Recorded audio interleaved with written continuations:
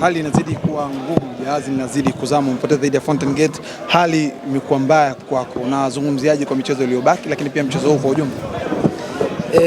Kwanza sisi kama KMC mchezo huu tujipanga kwa ajili ya kuokota pointi 3 kwa sababu tuko ardhi ya nyumbani.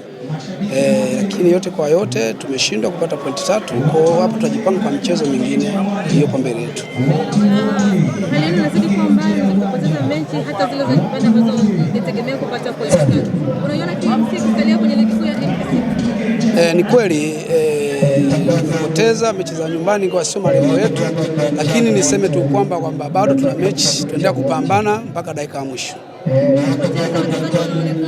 Kukosa goli hata ndani ya pitch mnaona kabisa mkifungwa wote wanalala chini.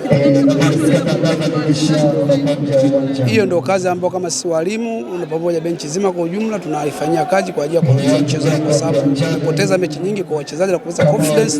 Tunajaribu kuwajenga kisaikolojia wenye mchezoni wacheze mpira. Asante sana.